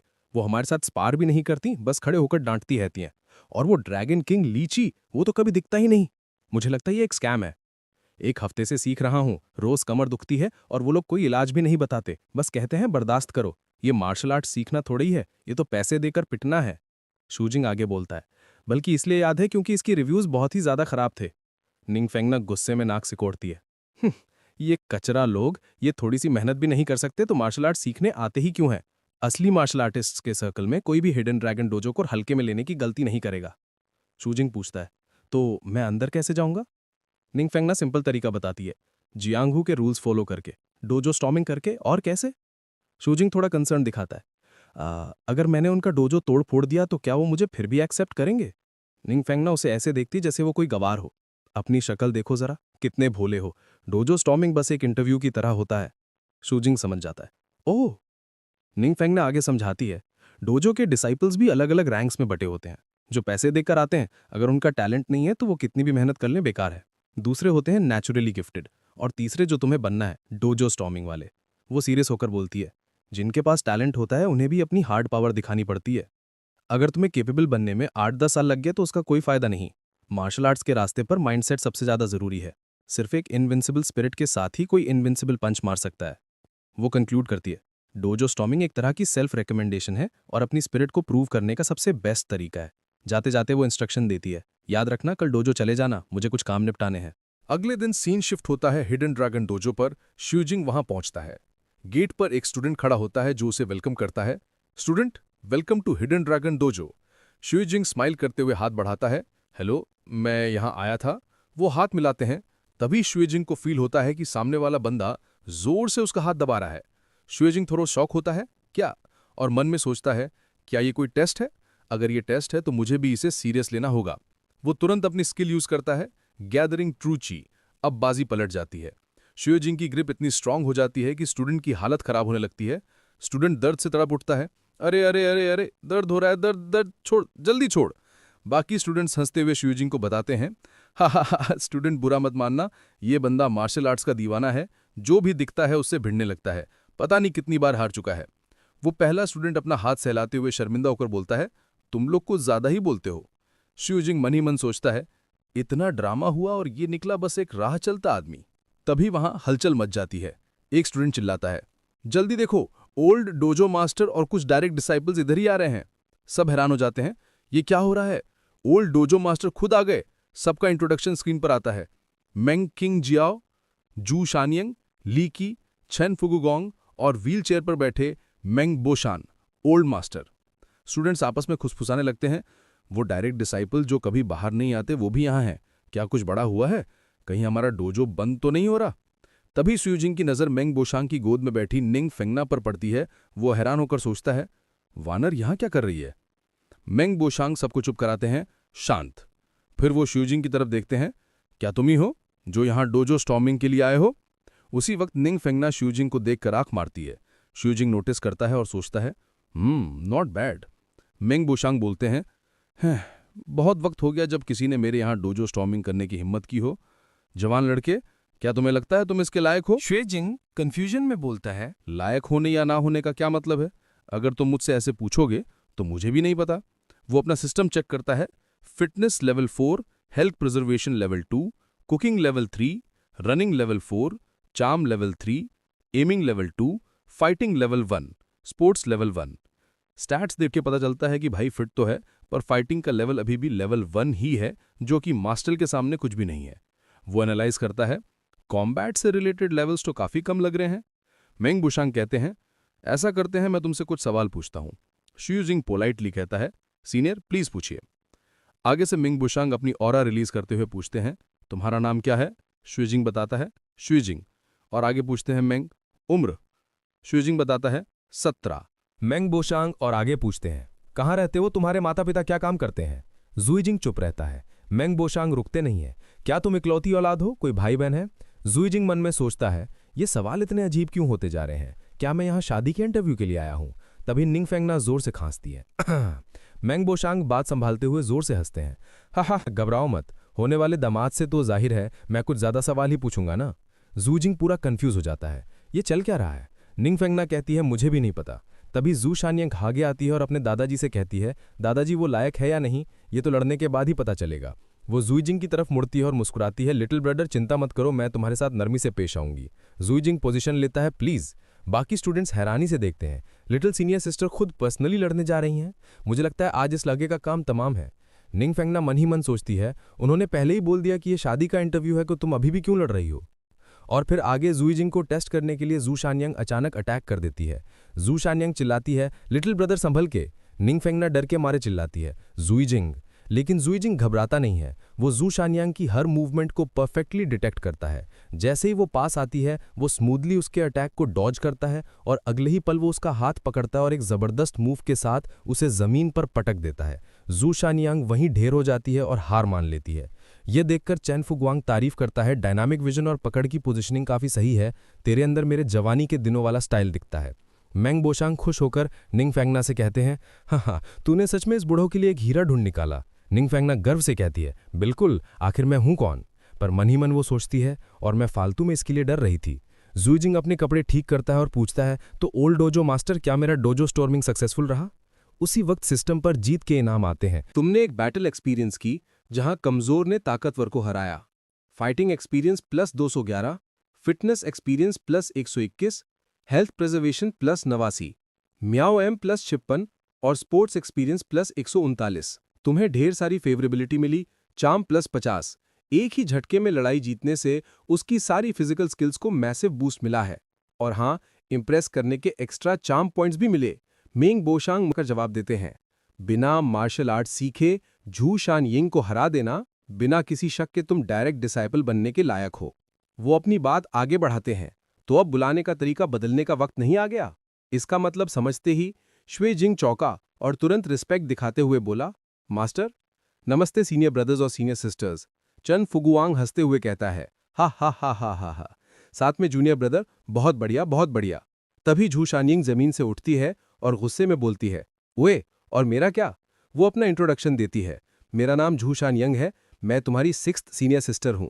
फिर वो वार्निंग देती है, मैंने अभी दुश्मन को हल्के में ले लिया था, बस एक बार जीतने पर ज्यादा हवा में मत उड़ना। श्वेजिंग पोलाइटली झुकता है, 6th सीनियर सिस्टर, आपकी गाइडेंस के लिए शुक्रिया। झू शानयिंग गुस्से में मुंह फेर लेती है। श्वेजिंग मन में सोचता है, मतलब मेरे आने से पहले ये सबसे छोटी थी। एक लड़की आती है और कहती है, यंग मास्टर श्वे, चलिए मैं आपका एंट्री प्रोसीजर करवा देती हूँ। श्वेजिंग टाइटल सुनकर अजीब फील करता है, ये कैसा टाइटल हुआ यार? मेंग बोशांग सीरियस होकर समझाते हैं, मेरा डायरेक्ट डिसाइपल किसी से कम नहीं दिखना चाहिए। आज से तुम नाम के लिए ही सही पर इनर रिंग रेजिडेंट हो, तो तुम्हें यंग मास्टर बुलाना ही सही रहेगा। इसी बीच निंगफिंगना मौका देखकर श्वेजिंग की गोद में जा बैठती है। श्वेजिंग रिक्वेस्ट करता है, क्या हम टाइटल बदल सकते हैं? यंग मास्टर श्वे थोड़ा अजीब लग रहा है। लड़की सजेस्ट करती है, मास्टर जिंग कैसा रहेगा? श्वेजिंग हार मान लेता है, जो भी है, जब तक तुम लोग खुश हो। सीन शिफ्ट होता है लाउंज में। श्वेजिंग सोफे पर बैठा है और निंगफिंगना उसकी गोद में है। श्वेजिंग कहता है, डोजो स्टॉर्मिंग उतना मुश्किल नहीं था जितना तुमने कहा था, वो तो एक ही मूव में ढेर हो गई। निंगफिंगना उसे करेक्ट करती है, तुम गलत हो, वो असल में तुमसे कहीं ज्यादा स्ट्रांग है। वो समझाती है, लेकिन मार्शल आर्ट्स सिर्फ नंबर्स कंपेयर करना नहीं होता। मूड, हालात, दिमाग, फैसला लेने की काबिलियत और किस्मत, ये सब जीत और हार तय करने की चाबी बन सकते हैं। श्वेजिंग समझ जाता है तुम कहना चाहती हो कि उसने दुश्मन को हल्के में ले लिया। निंगफेंगना कंफर्म करती है, सही पकड़े। अगर वो लड़की थोड़ी सी भी सावधान रहती और तुम्हारे मूव का इंतजार करती तो नतीजा ऐसा नहीं होता। लेकिन जीत तो जीत होती है, उसके आगे कुछ कहने को नहीं बचता। श्वेजिंग रियलाइज करता है, वैसे तो मैं किस्मत से जीता, लगता है मुझे अभी और प्रैक्टिस करने की जरूरत है। और श्वेजिंग के मन में पिछली रात को लेकर कुछ सवाल थे। वैसे कल रात तुम कहाँ गई थी? तुम दोजो में नहीं रुकी थी ना? उसने बड़े आराम से जवाब दिया, हाँ, किसी की एंट्री करवाने के लिए मुझे ग्रैंडपा ली को हेलो बोलने जाना पड़ा। ये नाम सुनते ही श्वेजिंग थोड़ा कंफ्यूज हो जाता है और मन में दोहराता है, ग्रैंडपा ली? उसके एक्सप्रेशन में सवाल देखकर निंगफेंगना पुरानी खुनस निकालते हुए बताती है, उसने उस जमाने में मेरे दादाजी को धोखा दिया था। हालांकि वो सीधे तौर पर नहीं बोलती, पर उसका इशारा साफ था। श्वेजिंग तुरंत उस सिचुएशन को इमेजिन करता है और हैरानी से सोचता है, मतलब वो एक मेल मिस्ट्रेस था? माहौल थोड़ा सीरियस हो ही रहा था कि तब भी वहां वो स्टाफ वाली लड़की आती है। बड़े अदब और रिस्पेक्ट के साथ वो कहती है, मास्टर जिंग, ये लीजिए आपका आइडेंटिटी ऑथेंटिकेशन कार्ड। कल से जब भी आएंगे बस सीधा एक्सेस कंट्रोल पर स्वाइप कर लीजिएगा। जैसे ही श्वेजिंग वो कार्ड अपने हाथ में लेता है, उसके सामने सिस्टम का नोटिफिकेशन पॉप होता है, चार्म EXP+20। इसका सीधा मतलब था कि बिना कुछ खास किए बस उसकी प्रेजेंस और नए स्टेटस ने सामने वाले पर असर डाल दिया था, जिससे उसका चार्म स्टैट बढ़ गया। श्वेजिंग कार्ड लेकर बस एक सिंपल सा जवाब देता है, थैंक्स। यहां से सीन चेंज होता है और वक्त सीधा अगले दिन पर शिफ्ट हो जाता है। ट्रेनिंग हॉल का नजारा देखने लायक था। मेंग बोशांग यानी ओल्ड मास्टर हैरानी से श्वेजिंग को देख रहे थे, जो अभी भी पसीने में लथपथ होकर एक्सरसाइज कर रहा था। उन्हें अपनी आंखों पर यकीन नहीं हो रहा था। वो मन ही मन सोचते हैं, मैंने सुना ये लड़का पूरी रात यहां ट्रेनिंग कर रहा था। इतना ड्यूरेबल। सच कहूं तो इसकी ताकत और डेडिकेशन देखकर डर लगता है। उधर श्वेजिंग के सामने तो सिस्टम के नोटिफिकेशंस की बारिश हो रही थी। उसकी मेहनत स्क्रीन्स पर नंबर बन के दिख रही थी। Fitness EXP+234, health preservation EXP+133, sports EXP+79, inner force EXP+89, inner force upgraded to level 2 0/300। तुम्हें ढेर सारी फेवरेबिलिटी मिली, चार्म +35। ये सारे पॉइंट्स दिखा रहे थे कि रात भर की फिजिकल ट्रेनिंग ने उसकी बॉडी के हर एट्रीब्यूट को बूस्ट कर दिया था। यहां तक कि उसका इनर फोर्स भी लेवल अप हो चुका था। लेकिन मेंग बोशांग उसे रोकने का मौका नहीं देते। वो पूरे जोश में चिल्लाते हैं, रुकना मत, बस थोड़ी देर और। सिस्टम पर XP लगातार बढ़ता ही जा रहा था। Inner force EXP+99। श्वेजिंग की हालत खराब थी, पर मेंग बोशांग उसे और पुश करते हैं, बस थोड़ा सा और, पूरी रात की मेहनत बेकार मत जाने देना। फिर से लगातार नोटिफिकेशंस आते हैं, inner force EXP+99, inner force EXP+99। और फाइनली वो मोमेंट आता है जिसका इंतजार था। एक नया मैसेज फ्लैश होता है, मुबारक हो, लेवल अप हो गया, inner force upgraded to level 3 0/500। इसका मतलब था कि एक्सट्रीम प्रेशर की वजह से उसका इनर फोर्स एक ही सेशन में लेवल 2 से सीधा लेवल 3 पर जंप कर गया था। इस पॉइंट पर आकर श्वेजिंग की हिम्मत जवाब दे जाती है और वो थककर जमीन पर गिर पड़ता है। मेंग बोशांग उसके पास आते हैं। उनके चेहरे पर अब गर्व वाली मुस्कान थी। वो बड़े फक्र से अनाउंस करते हैं, मैंने अपनी पूरी जिंदगी में जितने भी डिसाइपल्स एक्सेप्ट किए हैं, तुम उन सब में सबसे ज्यादा स्ट्रांग हो। बहुत जल्द तुम मेरे हिडन ड्रैगन सेक्ट का कल्टीवेशन मेथड सीखने के लायक हो जाओगे। शूजिंग जमीन पर लेटा हुआ गहरी सांसें ले रहा था, लेकिन कल्टीवेशन मेथड का नाम सुनते ही उसकी क्यूरियोसिटी जाग उठती है। वो पूछता है, कैसा कल्टीवेशन मेथड? उसे सीखने के लिए मुझे कौन से लेवल पे पहुंचना होगा? मेंग बोशांग हंसते हुए सोचते हैं, ये लड़का तो सच में मार्शल आर्ट्स का दीवाना है। अभी गिरा है और अभी अगला सवाल। फिर वो अपना हाथ आगे बढ़ाते हैं और ऑर्डर देते हैं, इसे पकड़ो। शूजिंग को लगता है शायद फिर से स्पारिंग सेशन शुरू होने वाला है। वो डर के सोचता है, फिर से स्पारिंग? लेकिन जैसे ही वो हाथ पकड़ता है, उसे करंट जैसा एक तेज झटका लगता है। वो पूरी तरह शॉक हो जाता है और मन में एनालाइज करता है, मुझे फील हो रहा है कि बहुत सारी ट्रूची मेरी बॉडी के अंदर फ्लो कर रही है। ये कर क्या रहे हैं? नहीं, मैं बिल्कुल भी रेजिस्ट नहीं कर पा रहा हूं। अचानक चेक करते करते मेंग बोशांग का एक्सप्रेशन बदल जाता है। वो हैरानी से पूछते हैं, तुम आमतौर पर कौन सा स्पोर्ट खेलते हो? और उसका हाथ छोड़ देते हैं। शूजिंग घबरा के जवाब देता है, बस रनिंग वगैरह और कुछ खास नहीं। फिर वो डर के मारे पूछता है, मास्टर क्या मेरी बॉडी में कोई प्रॉब्लम है? मेंग बोशांग सर हिलाते हैं, कोई प्रॉब्लम नहीं है, लेकिन तुम्हारी बॉडी ऐसी है जैसे किसी ओसीडी वाले गॉड ने खुद बनाई हो। हर मसल, हर हड्डी, हर ऑर्गन सब इतने परफेक्ट बैलेंस में हैं कि डर लगता है। वो फाइनली डिक्लेयर करते हैं, सीधे शब्दों में कहूं तो तुम एक मार्शल आर्ट्स प्रोडिजी हो। ये सुनकर शूजिंग मन ही मन समझ जाता है कि ये कोई कुदरती चमत्कार नहीं है। वो सोचता है, बिना शक के ये सब उस पैनल का कमाल है। फाइटिंग स्किल एक्टिवेट होने के बाद मेरी बॉडी ऐसी हो गई है। एक हद तक मैं सच में जीनियस ही हूं। एक्साइटेड होकर वो फिर से वही सवाल करता है, तो क्या मैं अब वो सीख सकता हूं, वो कल्टीवेशन मेथड? लेकिन मेंग बोशांग उसे डांट देते हैं, इतनी जल्दी क्या है? तुमने पूरी रात ट्रेनिंग की है, तुम्हारी बॉडी चोटों से भरी हुई है। अभी वो मेथड सीखना खुद मौत को बुलाने जैसा होगा। शूजिंग निराश होकर पूछता है, तो फिर मैं करूं क्या? मेंग बोशांग उसे इंस्ट्रक्ट करते हैं, पहले लाउंज में जाओ, मैं किसी के हाथ स्लीपिंग ड्रैगन ऑइंटमेंट भेजता हूं। थोड़ी देर बाद सीन शिफ्ट होता है लाउंज के दरवाजे पर, जहां बोर्ड लगा है हिडन ड्रैगन डोजो। बाहर से कोई दस्तक देता है और अंदर से शूजिंग आवाज लगाता है, आ जाओ। दरवाजा खुलता है और जू शानिंग अंदर आती है, उसके हाथ में ऑइंटमेंट होती है। वो एक रहस्यमय मुस्कान के साथ कहती है, लिटिल जूनियर ब्रदर, मैं यहां तुम्हारी इंजरीज ट्रीट करने आई हूं। शूजिंग उसे देखकर चौंका और थोड़ा घबरा गया। पुराने किस्से याद करते हुए उसने मन ही मन सोचा, सिक्स्थ सीनियर सिस्टर, ये आप क्यों? कहीं ये बदला लेने तो नहीं आई? जू शानिंग बिना वक्त गवाए ऑर्डर देती है, लिटिल जूनियर ब्रदर, अपनी शर्ट उतार दो। डरते डरते शूजिंग आगे अपना शर्ट उतार देता है। जू शानिंग उसकी बॉडी देखकर थोड़ा इम्प्रेस हो जाती है और तारीफ करती है, तुम्हारी बॉडी तो काफी सही बनी हुई है लिटिल जूनियर ब्रदर। शूजिंग शराफत से जवाब देता है, आप कुछ ज्यादा ही तारीफ कर रही हैं सीनियर सिस्टर जू, आगे क्या करना है? जू शानियंग बेड की तरफ इशारा करती है, आओ इधर आओ और लेट जाओ। जैसे ही वो ये बोलती है, सिस्टम का नोटिफिकेशन आता है, किसी ने तुम्हारे लिए ढेर सारी गुडविल जनरेट की है, चार्म +45। इसका मतलब था कि अंदर ही अंदर वो शूजिंग को पसंद कर रही थी, इसीलिए उसका चार्म इंक्रीज हुआ। शूजिंग बेड पर लेट जाता है, हाँ अब गुड बॉय की तरह वहां लेटे रहो, हिलना मत। शूजिंग चुपचाप लेटा रहता है। अचानक से जू शान्यांग ऑइंटमेंट लगाने लगती है और दर्द या गुदगुदी की वजह से शूजिंग थोड़ा हिल जाता है। जू शान्यांग तुरंत उसे डांटती है, रुको, मैंने कहा था ना हिलना मत। ये देखकर शूजिंग कंफ्यूजन में सोचता है, आखिर ये औरत चाहती क्या है? जू शान्यांग की आंखों में एक शरारत भरी चमक आ जाती है। वो शूजिंग के ऊपर झुकती है और कहती है, जूनियर ब्रदर, अपनी सीनियर सिस्टर को ऐसे मत देखो, मैं असल में काफी कम्पेटिटिव हूं। ये बोलते ही वो अपनी उंगली से जोर लगाती है। शूजिंग दर्द से लाल हो जाता है और सोचता है, इस औरत की हैंड ग्रिप तो सच में काफी स्ट्रांग है। जू शान्यांग देखती है कि वो दर्द में होकर भी कुछ बोल नहीं रहा, तो वो पूछती है, तुम कुछ बोल क्यों नहीं रहे?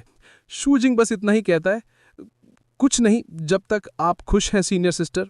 ये सुनकर जू शान्यांग का गुस्सा पिघल जाता है और वो शर्मिंदा हो जाती है। वो माफ़ी मांगती है, ठीक है, मेरी गलती थी, साफ दिख रहा था कि मैं अपनी लापरवाही की वजह से हारी थी, फिर भी मैंने बदला लेने का सोचा और इस मौके का फ़ायदा उठाकर तुम्हें जानबूझकर परेशान किया जूनियर ब्रदर। फिर से सिस्टम का नोटिफिकेशन आता है, किसी ने तुम्हारे लिए ढेर सारी गुडविल जनरेट की है, चार्म +45।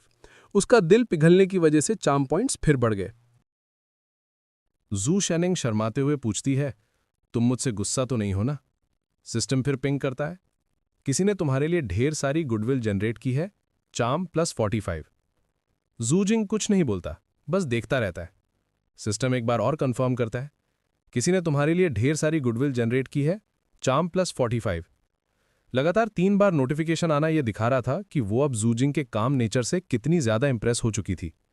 जूजिंग उसे रीअश्योरेंस देता है, मैं सच में गुस्सा नहीं हूं, बस थोड़ा सा दर्द हुआ था। आप कंटिन्यू करिए सीनियर सिस्टर, मेरी चिंता मत करो। जू शानिंग खुश हो जाती है और कहती है, ये हुई ना बात, अपर बॉडी का हो गया, अब तुम अपनी पैंट्स क्यों नहीं उतार देते? जूजिंग बुरी तरह चौंक जाता है, हाँ? और हद तो तब हो जाती है जब जू शानिंग सच में जूजिंग का पैंट पकड़कर खींचने लगती है। जूजिंग घबरा कर रोकता है, नीचे का मैं खुद कर लूंगा, मैं सीनियर सिस्टर को तकलीफ नहीं देना चाहता। जू शानिंग हंस पड़ती है और उसे छोड़ देती है, मैं तो बस मजाक कर रही थी, देखो कितना डर गए तुम। तो फिर आगे का जो भी है वो 7th जूनियर ब्रदर खुद संभाल लेना। और फिर वो मजे में गाना गाते हुए कमरे से बाहर निकल जाती है। जूजिंग वहां अकेला बेड पर बैठा रह जाता है, अभी भी शॉक में। थोड़ी देर बाद स्क्रीन पर 3 बार नोटिफिकेशन आता है, तुमने hibernating dragon technique stance training का एक सेशन पूरा किया, फिटनेस एक्सपी प्लस 98। मतलब उस ऑइंटमेंट और मसाज के सेशन ने भी उसकी बॉडी को रिकवर करके एक्सपी दिया था। और फिर आगे वो उस डोजो से निकल जाता है और रास्ते में राहत की सांस लेता है। वो सोचता है वो तो डरावना था, आज तो उस औरत ने मुझे डिसमेंटल ही कर दिया होता। तभी एक नया नोटिफिकेशन पॉप होता है, बधाई हो, लेवल अप। फाइटिंग बढ़कर लेवल 3 0/500 हो गई। इनर फोर्स बढ़कर लेवल 4 0/800 हो गई। ये नोटिफिकेशन बताता है कि पिछले 24 आवर्स की ट्रेनिंग और रिकवरी ने उसके कोर फाइटिंग स्किल्स को अपग्रेड कर दिया। जूजिंग खुश हो जाता है, लेवल अप हो गया। फिर उसे अचानक याद आता है, सही है, वैसे भी अभी करने को और कुछ है नहीं, तो मैं लाइब्रेरी चला जाता हूं उस अपॉइंटमेंट के लिए। और इसी प्लान के साथ वो आगे बढ़ जाता है। और फिर आगे वो कुछ गहरा सोच रहा था। उसके दिमाग में उस ऑर्गेनाइजेशन का नाम घूम रहा था और वो मन ही मन एनालाइज करता है। व्हाइट रेवन स्क्वाड, ये नाम सुनने में तो काफी फिल्मी लगता है, पर असल में ये किंग चेंग की स्पेशल पुलिस ऑर्गेनाइजेशन ही है ना। पर एक सवाल उसे अभी भी परेशान कर रहा था। वो सोचता है, लेकिन उन्होंने मुझे लाइब्रेरी में मिलने के लिए क्यों बुलाया है, पुलिस स्टेशन क्यों नहीं। सीन शिफ्ट होता है और स्वेजिंग सीधा किंग चेंग लाइब्रेरी के 7th फ्लोर पर पहुंचता है। लिफ्ट से निकलते ही वो देखता है कि पूरा फ्लोर सुनसान पड़ा है। चारों तरफ शांति थी, जिसे देखकर वो हैरान होकर सोचता है, ये तो पूरा खाली है, यहां तो कोई दिख ही नहीं रहा। कहीं वो मेरे साथ गेम तो नहीं खेल रहे। वो अभी ये सोच ही रहा था कि तभी पीछे से एक फीमेल वॉइस आती है, स्वेजिंग तुम आ गए। आवाज सुनते ही स्वेजिंग तुरंत पीछे मुड़कर देखता है। सामने एक लड़की खड़ी होती है जिसके चेहरे पर एक कॉन्फिडेंट एक्सप्रेशन था। वो आगे बढ़ती है और अपने आप को इंट्रोड्यूस करती है, हेलो, मैं वू यू किंग हूं। यू मतलब यूजी वाला यू और किंग मतलब किंग त्यान वाला किंग। स्वेजिंग इस इंट्रोडक्शन में वक्त बर्बाद नहीं करना चाहता था, इसलिए वो सीधा सवाल करता है, वॉइड ब्लेड कहाँ है और मुझे लाइब्रेरी में क्यों बुलाया। उसकी बात सुनकर वो यू किंग बिल्कुल काम रहती है और जवाब देती है, वो मेरी खबरी यानी इन्फॉर्मेंट है, किसी को प्राइवेटली मेरे पास भेजना था तो ऑब्वियसली हम स्पेशल पुलिस स्टेशन में तो नहीं मिल सकते ना। वो थोड़ा पॉज लेती है और फिर आगे कहती है, शुरू में मुझे थोड़ा डाउट था, पर तुम्हें देखने के बाद मैंने तुम्हें अप्रूव कर दिया है, हमारे साथ जुड़ जाओ। ये सुनकर स्वेजिंग की आंखें शक से सिकुड़ जाती हैं। वो पूछता है, किस बेस पर। वो यू किंग के होठों पर एक हल्की सी मुस्कान आती है और वो कहती है, क्या तुम गॉड रेलिक्स के बारे में नहीं जानना चाहते थे। ये शब्द सुनते ही स्वेजिंग बुरी तरह चौंक जाता है, जिर्प, जैसे उसकी चोरी पकड़ी गई हो। उसकी रिएक्शन देखकर वो यू किंग समझ जाती है, लगता है मेरा अंदाजा सही था, तुम्हें गॉड रेलिक्स के कॉन्सेप्ट के बारे में कैसे पता चला। स्वेजिंग तुरंत डिफेंसिव हो जाता है और बात घुमाता है, नो कमेंट्स। पर मन ही मन वो सतर्क हो जाता है और सोचता है, आखिर इस औरत का बैकग्राउंड क्या है, इसे इतना सब कैसे पता। वो यू किंग उसकी हिचकिचाहट देखकर कहती है, कोई बात नहीं, अगर तू नहीं बताना चाहते, पहले इन्फॉर्मेशन ना देना ये मेरी गलती है। वो टेबल से कप उठाती है, उसमें पानी देती है और ऑफर करती है, इसे टेस्ट करो। स्वेजिंग थोड़ा कंफ्यूज होता है पर पानी पीता है और ये तो बस सादा पानी है ना, इसमें क्या खास है। फिर वू यू किंग उस बचे हुए पानी को एक खास तरह की दिखने वाली केटल में डालती है और वापस उसी कप में डालकर उसे देती है, अब दोबारा टेस्ट करो। शुए जिंग उसे कंफ्यूज होकर देखता है, अभी भी तो सादा पानी ही है ना, ये करना क्या चाहती है। लेकिन जैसे ही वो एक सिप लेता है, उसकी आंखें हैरानी से फटी रह जाती हैं, यूं मीठा हो गया। उसके एक्सप्रेशन को एंजॉय करते हुए वू यू किंग एक्सप्लेन करना शुरू करती है, 287 साल पहले गॉड मर गए थे, या अगर और सही शब्दों में कहूं तो डीएटी की मौत हुई थी। माहौल थोड़ा सीरियस हो जाता है जब वो आगे बताती है, जब डीएटी मरे तो उनके बिखरने से जो रोशनी के बिंदु गिरे, हम उन्हें फिलहाल के लिए गॉड्स ब्लड कह सकते हैं। ये गॉड ब्लड गिरकर चीजों में, जिंदा प्राणियों में या शायद इंसानी कल्पना के किसी हिस्से में भी समा गया। जिन चीजों में ये गॉड ब्लड समाया हुआ है उन्हें हम गॉड रेलिक्स कहते हैं। वो उस केटल की तरफ इशारा करती है जिसे अभी यूज किया गया था। Serial number GOD 1567 sweet water kettle इन्हीं गॉड रेलिक्स में से एक है। शुएजिंग अभी भी पूरी तरह कन्विंस नहीं था। वो स्केप्टिकल होकर पूछता है, क्या मैं इसे देख सकता हूं? क्या पता तुमने पहले से ही केटल में चीनी मिला रखी हो। वो यू किंग कॉन्फिडेंट होकर कहती है, बिल्कुल। जैसे ही शुएजिंग उस केटल को अपने हाथ में लेता है और उसे छूता है, उसका सिस्टम तुरंत एक्टिवेट हो जाता है। डिवाइन सब्सटेंस डिटेक्ट हुआ, डिविनिटी एब्जॉर्ब कर रहा है। Divinity +5, divinity +5, divinity +5। इसका मतलब था कि ये केटल कोई आम चीज नहीं थी, ये सच में एक पावरफुल आर्टिफैक्ट था जिससे उसके सिस्टम को एनर्जी मिल रही थी। स्क्रीन पर एक अपडेट आता है, करंट डिविनिटी हेल्ड 502/500। ये देखते ही शुएजिंग मन ही मन खुशी से झूम उठता है, मैं सच में गॉड रिलिक्स को छूकर डिविनिटी अब्जॉर्ब कर सकता हूँ, अब मेरी एक्टिव स्किल बच गई। लेकिन बाहर से वो खुद को नॉर्मल दिखाने की कोशिश करता है और पूछता है, इसका फंक्शन क्या है? जो पानी इससे निकला वो बिना चीनी के मीठा हो गया, या फिर ये हवा में से पानी बना सकती है? जबकि बैकग्राउंड में सिस्टम लगातार उसे एक्सपी देता रहता है। Divinity +5, divinity +5। वू यूकिंग स्माइल करती है, काफी करीब हो, दोबारा गैस करो। मन में वो उसे जज करते हुए सोचती है, ये छोटा भाई लगता है दुनियादारी से अनजान है, काफी क्यूट है। शुएजिंग देखता है और नोटिस करता है, पानी का लेवल तो कम होता नहीं दिख रहा। क्या इस केटल में पानी इन्फिनिट यानी कभी ना खत्म होने वाला है? वू योकिंग इम्प्रेस होकर कहती है, बुरा नहीं है, छोटे भाई के पास दिमाग तो है। तभी सिस्टम का काउंट पूरा हो जाता है। Current divinity held 502/500, enough count, I can activate the active skill. मतलब सिस्टम में डिविनिटी कंप्लीट हो चुका है उसका एक्टिव स्किल को एक्टिव करने के लिए। वू योकिंग आगे समझाती है, किंगचेंग अफिलिएटेड हाई स्कूल के एक होनहार स्टूडेंट होने के नाते तुम्हें समझना चाहिए कि इसका मतलब क्या है ना? श्वेत जिंग अब बात की गहराई समझ रहा था। वो सीरियस होकर बोलता है, इस दुनिया के किसी भी कानून यानी लॉज को इग्नोर करना। ऐसे देखा जाए तो क्या ये स्वीट वाटर कैटल एक परपेचुअल मोशन मशीन नहीं है? ये तो एक ऐसी चीज है जो यूनिवर्स के फंडामेंटल लॉज को पलट सकती है। उसके दिमाग में तुरंत इनर रिंग का ख्याल आता है और वो सोचता है, क्या इनर रिंग की कभी ना खत्म होने वाली बिजली का राज भी यही चीज है? वो योकिंग उसे रोकती है, ज्यादा मत सोचो, एक गॉड रेलिक का होना ही अनरीजनेबलनेस, बिना किसी लॉजिक का प्रतीक है। ये वो चीज है जिसे इंसान कभी कॉपी नहीं कर सकते। बातें बहुत हो गई थी, अब श्वेत जिंग सीधा मुद्दे पे आता है। तुमने खुद आगे बढ़कर मुझे ये सब बताया क्यों? वो योकिंग वजह बताती है, 3 दिन पहले तुमने एक नॉर्मल इंसान की बॉडी से एक मॉन्स्टर को हराया था। एक खौफनाक और अनजान जीव के सामने तुम्हारे अंदर डर का एक कतरा भी नहीं था। वो सीधा उसकी आंखों में देखती है, स्पिरिचुअल लेवल पर तुम पहले ही ज्यादातर लोगों से आगे निकल चुके हो, इसलिए वो फाइनली अपना ऑफर देती है, मैं चाहती हूं कि तुम हमारी whose God relic containment company join करो। ये सुनते ही श्वेत जिंग का एटीट्यूड 180 डिग्री पलट जाता है। कहां वो शक कर रहा था और कहां वो अब तुरंत सिंसियर होकर वू योकिंग का हाथ पकड़ लेता है और रिक्वेस्ट करता है, सिस्टर प्लीज, आपको मुझे अपनी टीम में लेना ही पड़ेगा। वो योकिंग उसके सडन चेंज से हैरान रह जाती है, पर श्वेत जिंग रुकता नहीं। वो पूरे जोश में बोलता है, मैं पक्का आपका हर एक ऑर्डर मानूंगा अच्छी सिस्टर। मनी मन वो एक्साइटेड होकर सोचता है, एक गॉड रेलिक कंटेनमेंट कंपनी, ये तो एक गॉड टियर वर्कप्लेस है, मुझे यहां घुसना ही पड़ेगा, क्योंकि अगर वहां और भी ऐसे रेलिक्स हुए तो उसका सिस्टम अनलिमिटेड पावर सोर्स बन जाएगा। तो दोस्तों, अभी तक इस मानवा के जितने भी चैप्टर्स रिलीज हुए थे वो मैंने आज यहाँ कंप्लीट कर दिए हैं। लेकिन क्योंकि ये एक बिल्कुल नया मानवा है तो इसके चैप्टर्स आगे भी आते रहेंगे। अब यहाँ मुझे आप लोगों से एक चीज पूछनी है। आप लोग मुझे कमेंट करके बताओ कि आपको आगे की वीडियोस कैसी चाहिए। जल्दी चाहिए, मतलब जैसे ही 1-2 चैप्टर्स आएं मैं तुरंत एक छोटी वीडियो बना दूं, या फिर वेट करोगे ताकि ढेर सारे चैप्टर्स जमा हो जाएं और मैं एक लंबी वीडियो लेकर आऊं? तो नीचे कमेंट में फास्ट वीडियो या लॉन्ग वीडियो लिखकर जरूर बताना। जो आप बोलोगे वही होगा। तब तक के लिए बाय बाय।